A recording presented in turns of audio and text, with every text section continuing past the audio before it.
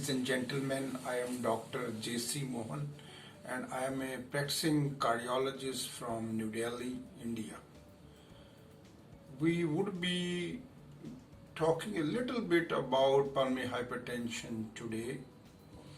Pulmonary hypertension is a common hemodynamic manifestation of a large number of diseases.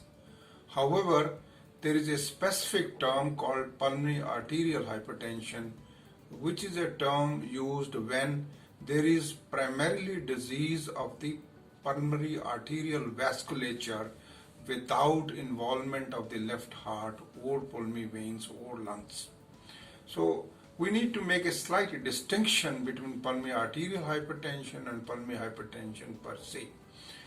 Now, the pulmonary hypertension is a very common disease. In fact, a very common issue when you are evaluating your patients with ischemic heart disease, with rheumatic heart disease, with lung disease, and so on and so forth. It's a pretty common disease, and especially also with systemic diseases, patients who have chronic kidney disease, liver disease, myeloproliferative disorders, anemia, polycythemia, so on and so forth. However, when it comes to pulmonary arterial hypertension, it is a relatively uncommon disease. When we talk about pulmonary arterial hypertension, we also call it type 1 pulmonary hypertension, which essentially is either idiopathic or as a result of autoimmune diseases or secondary to congenital heart disease or secondary to connective tissue diseases like rheumatoid arthritis, Sorin syndrome, lupus erythematosus, and that makes a very big chunk of pulmonary arterial hypertension. The so-called idiopathic or primary pulmonary arterial hypertension is a relatively rare disease, probably occurring in 10 per million population. However, the pulmonary arterial hypertension, which is as a result of connective tissue disease, is fairly common, and so is due to congenital heart disease, because large number of patients with congenital heart disease and left to right shunt do not get operated in early childhood in India and hence go on to develop what we call as Eisenmenger syndrome, which is again a type 1 pulmonary hypertension. Having talked about that, we also understand that pulmonary arterial hypertension is a deadly disease. It's a malignant disease. Its prognosis is worse than most of the malignancies. For a long time, we didn't have treatment actually for pulmonary arterial hypertension. We were empirically giving them oxygen, we were giving them nitrates, oral anticoagulants, we were giving calcium channel blockers, and even digitalis for right heart failure. But then good times came and we started with actually phosphodiesterase 5 inhibitors like sildenafil, tadalafil, vardenafil, which were effective in improving the exercise capacity of these individuals and reduce hospitalization to some effect, but not reducing mortality.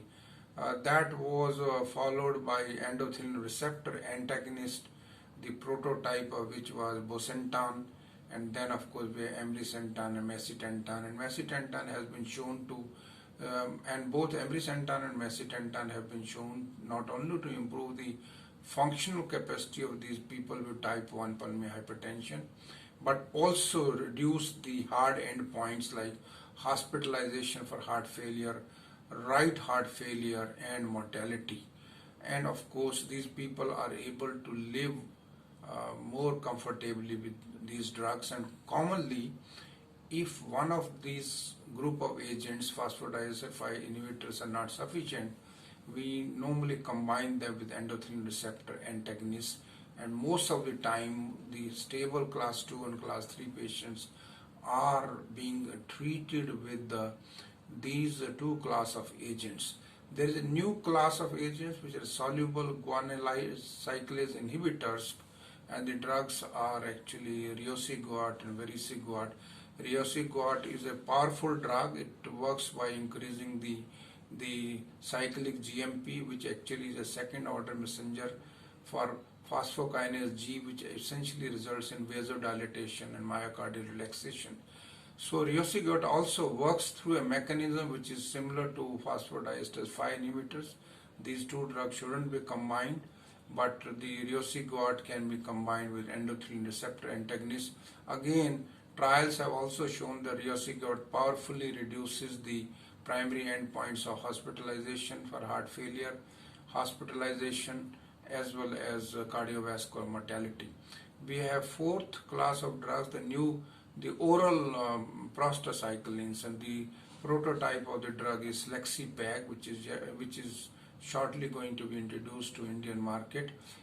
We know that we have used prostacyclins, inhalable as well as intravenous prostacyclins for a long time in class 4 patients of type 1 pulmonary hypertension. But these drugs are expensive. Very few centers have the expertise and the availability. But oral prostacyclin analog, Selexipag, will probably solve this problem to great extent, and that can be combined with either riociguat or macitentan or ambrisentan. And instead of riociguat, if you are using phosphodiesterase 5 inhibitor, there also it can be combined. We have, of course, other interventional options. Many of these options could be creating an atrial septal defect, heart, lung transplantation, and so on and so forth. But those, of course, in a country like ours would be difficult to follow. So all in all, it appears that we are seeing some exciting developments in the field of management of pulmonary arterial hypertension, and I think I have summarized some of the important advances. The important thing is that there is a lot of misdiagnosis, and the diagnosis has to be made. All people who complain of dyspnea, where you can't explain dyspnea, I think they should be evaluated for pulmonary arterial hypertension. Similarly, people who have syncope or pre-syncope or extreme fatigue, these all, and more so in women, and more so people who have some degree of joint pain, they all should be evaluated for presence of type 1 pulmonary hypertension, because now we have, this is eminently treatable disease. Now we have a good number of drugs for this purpose. There is a serious underestimate of the problem. The disease is undiagnosed very late, and of course the treatment needs specialized people, and it's not something which you would see commonly, and hence everybody cannot be starting these drugs, because these patients have to be followed carefully. The monitoring is required, investigation required. The right heart catheterization is not only needed for diagnosis, but also may be needed for seeing the responsiveness of certain drugs like calcium channel blockers, and also for follow-up purposes. So routine right heart catheterization becomes an extremely important thing, and of course the workhorse is echocardiography to see whether somebody has a diagnosis. Somebody you can suspect somebody to have a type 1 or type 2 or type 3 pulmonary hypertension based upon echocardiography. The type 2 is secondary to, of course, heart disease, and type 3 is secondary to lung disease. Type 4 is secondary to pulmonary thromboembolism, and type 5 is secondary to systemic disorders, in fact. So that is how you classify pulmonary arterial hypertension. In the end, I would like to say with some degree of confidence that we have seen tremendous advances in the field of pulmonary arterial hypertension management. Diagnosis, of course, we have always been having these tools, but in the management we have seen considerable advances, and our patients now have a better quality of life, and hopefully we are able to keep them out of hospital and improving their survival. With those, I would strongly suggest all my physician colleagues, friends, people who actually practice medicine to try to think of pulmonary hypertension as one of the diseases whenever they see patients with dyspnea or pre-syncope with extreme fatigue. And such individuals, of course, can be helped by modern drugs needed for management of pulmonary arterial hypertension. Thank you very much.